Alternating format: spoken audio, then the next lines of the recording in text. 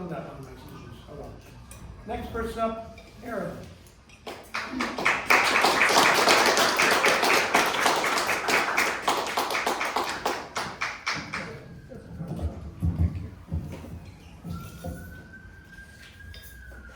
The first time that I set foot in the Minnesota Governor's Mansion, I was wearing a Wonder Woman t-shirt, red plaid pajamas from Old Navy, and a pair of yellow fuzzy duck slippers. The reason that I was dressed this way is because I knew that this might be my one and only chance to go, and I wanted it to be memorable. Didn't know when I'd be invited back. How I got there was by invitation of Tyrell Ventura, the first son, who at the time was 22 years old and kind of a controversial figure in Minnesota news.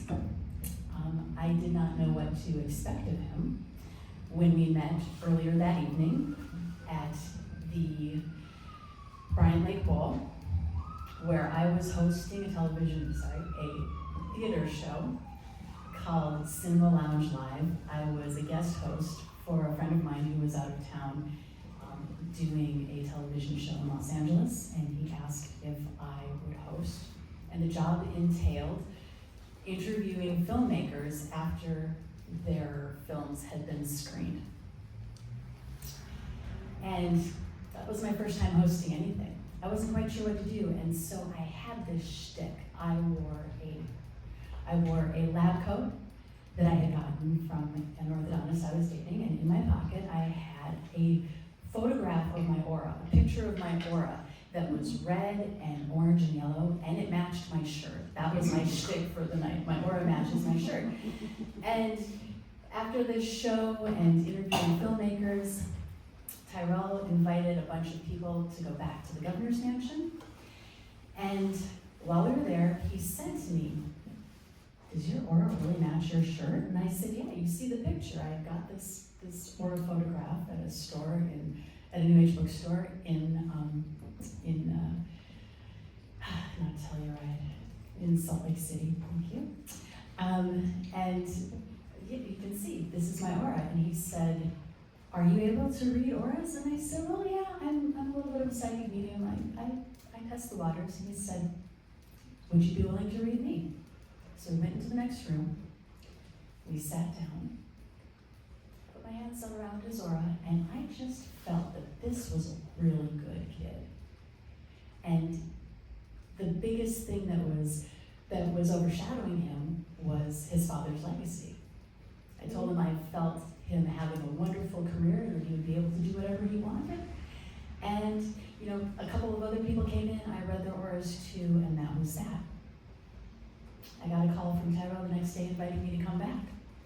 Asked if I wanted to take a tour of the governor's mansion, and I was like, hell yeah.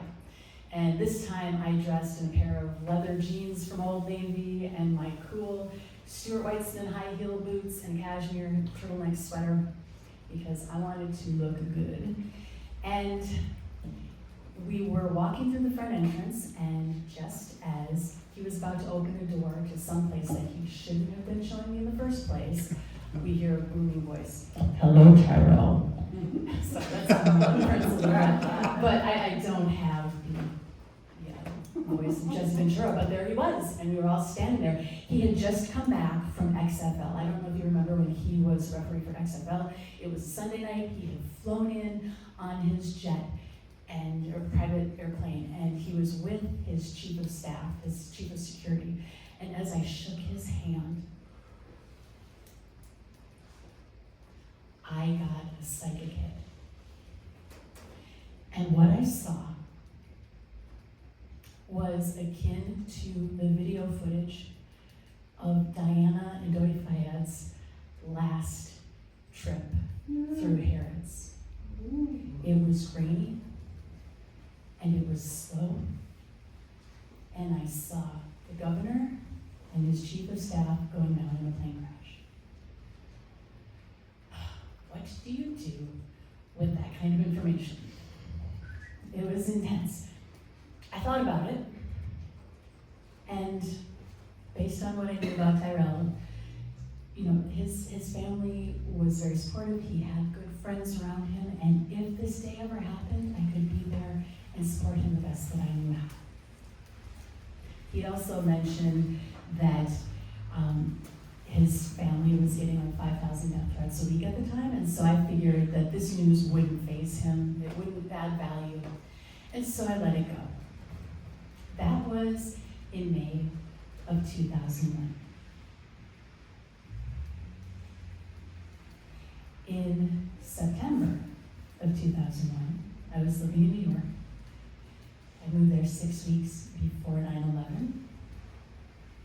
And that was a traumatic event, having lived there for that. But about a month after, I sit up in the middle of the night. I have another vision.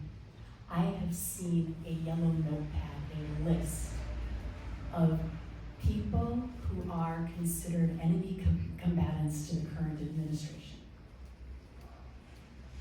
I don't know if this information is true or not, but what I see is a list of people who they don't want rock in the boat. I don't even know who they are. If you were to ask me a list of usual suspects, I might be able to guess, but I just felt this overriding evil, wanting to put an end to anything that would upset the agenda. Again, this was October 2001. I sat up in the middle of the night because on that list, I saw Governor Ventura and I saw Paul Wellstone. It was 5 o'clock in the morning in Los Angeles where Tyrell was, because he had moved out to Los Angeles in the time that we had, since we had talked. I woke him up and I said, I didn't tell you that night. I saw your father going down in a plane crash. He has to stay away from private planes. He is in trouble. And Tyrell very calmly said, my dad's not doing private planes anymore. He's been getting a lot of hell for spending money. He's only flying public. And he didn't discount what I said. But he made it clear that he was more concerned that I felt safe and secure in what I saw. Said, Paul is on the list. And he tried to reassure me that no, Paul wouldn't be on that list. Everything's okay. Go back to sleep.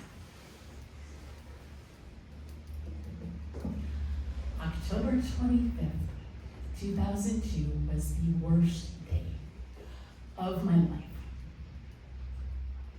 because it was the day that I saw the evil that I had imagined that couldn't possibly be true. If anybody saw me yesterday, I said, put me in a rubber room.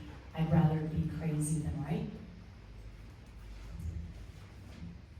And there was nothing I could do about it. And the worst part was that in the time, having seen that vision, I did reach out to people I knew in Minnesota, and I tried to tell Paul too. My best friend was Paul Wellstone's campaign manager on his most recent election campaign, and his his mentor, Mary Mack, was on that plane. It wasn't just Paul who passed. It was Marsha. It was Sheila. It was Mary Mack, who had sat in our home when my best friend and I had lived together years before.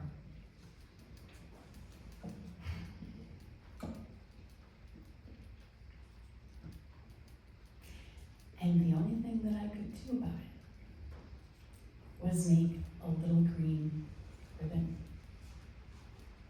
There were a lot of other things that I did about it, but we only have 10 minutes, so that's other stories for other times. But one of the most immediate thing I could do was go out and buy all the green ribbon I could possibly find, and I could make pins and put them in front of his campaign office.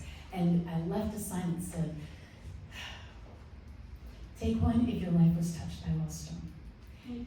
And when Wellstone's memorial happened, and I was there to witness 16,000 people, the entire Congress. If anybody really wanted to do some damage to America, they could have done it right there and then, on the screen, and so many people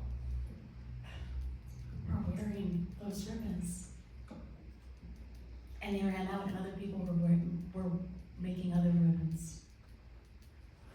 I didn't expect to tell this story tonight. I just kind of pulled it out of my hat. I've never told this story publicly, so I'm not quite sure how to end it, but, oh, there's the detail I forgot.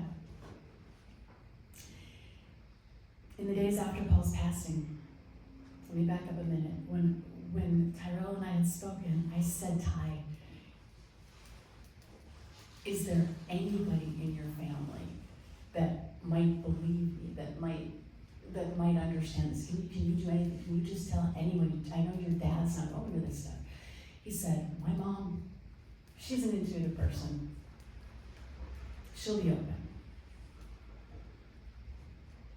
I never knew whether or not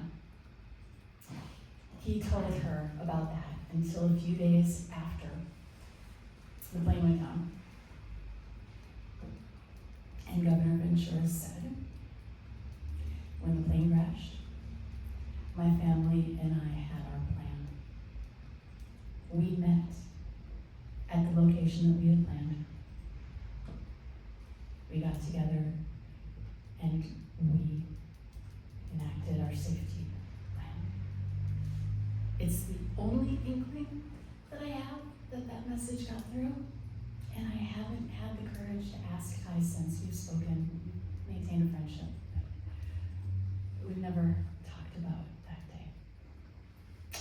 Thank you for listening, and I appreciate you all.